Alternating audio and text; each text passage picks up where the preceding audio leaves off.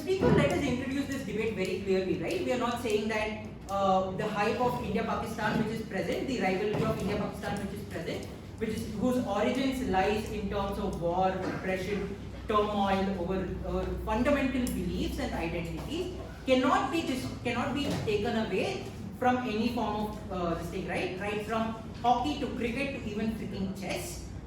Anytime when from a person from India and a person from Pakistan play against each other, that rivalry is going to be present. People are going to comment about it, and this entire scenario will be there. Now, what do we mean? So, me as the PM would like to introduce very clearly what do we mean by unit, right? There is an obvious hype, there is an obvious rivalry, there is an obvious tribalism between India and Pakistan in terms of cricket. This thing has probably transcended everything that we know and like about the gentleman's code. We have also understood that and we are okay with it. The problem that we have is this hype being manifested into a form where it's now aggressively advertised and a place where people do realize this and a place where people understand that this hype is becoming a lot more than what originally bargained for. A story which was supposed to be a clash of two big giants separated through war and turmoil and coming out of heroes has now become a witch hunt for the loser. Now this is the problem that we want to address. Now why do we say that this particular hype is a problematic scenario in the first place, right? It's simply because of two things. First, every time there is a hype created, this hype is created and not essentially manifested, right? From the entire ads of Mauka, where we see a Pakistani person go and literally smash TVs completely. Next year he comes out and smashes the TVs repeatedly. We sit in front of the television and laugh. That entire ad signifies a very significant idea, right? And a very significant stat that is probably not known to us at all before that ad. How many of you actually knew that India had always defeated Pakistan in any sort of ICC World Cup before then? I'm sure not that many other than some cricket geeks, right? And this is the problem that we have.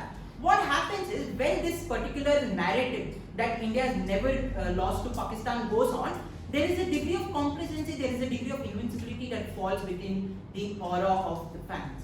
And now when that bubble is broken by a very special, and as an Indian, I am very proud to say, by a very special and a very courageous comeback over by Mohammad Amir on that fateful night when he destroyed Rohit Sharma and Virat Kohli within 2 overs, is something that is amazing to watch in terms of cricket, right? That white ball cricket swing is probably never seen, never heard of in modern day. But is that the plaudits are we giving to Mohammad Amir, or are we destroying Virat Kohli and Rohit Sharma? That is the question that we have.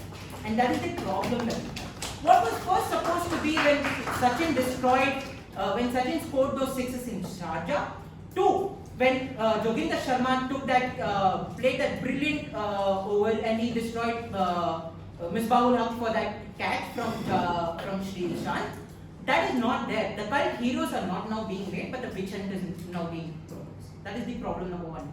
Problem number 2, we need to understand very clearly that there is a big issue here. The big issue is this transcends sportsmanship and this transcends everything what cricket was supposed to be. From the Ashes to India-South Africa to India-Australia sledging at Sydney to India-Pakistan, there has always been bilateral heat and tensions among people, and that is how cricket thrives and that is how cricket will continue to thrive.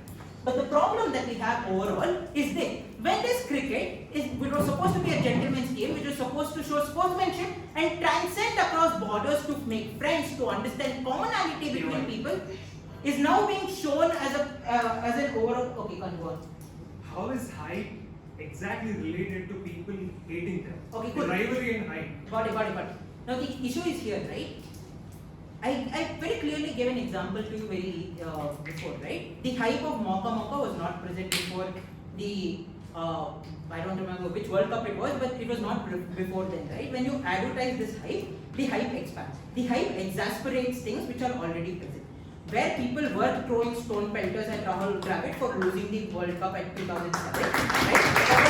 The problem is not that. Nobody called Rahul Dravid a traitor to his nation, but people did call Mohammad Shami a traitor to his nation.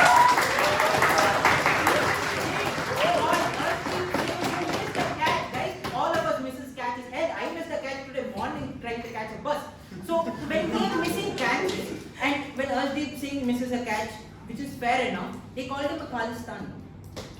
That is the problem that we have, right? And that when hype transcends over the sportsmanship and the understanding, when hype is used as a political tool to move across people, when it is supposed to be used as a sporting tool to gather people around and find a place of commonality between India and Pakistan, when that is not being achieved, I think we as people lose, and hence I'm very proud to say that I regret. Thank you.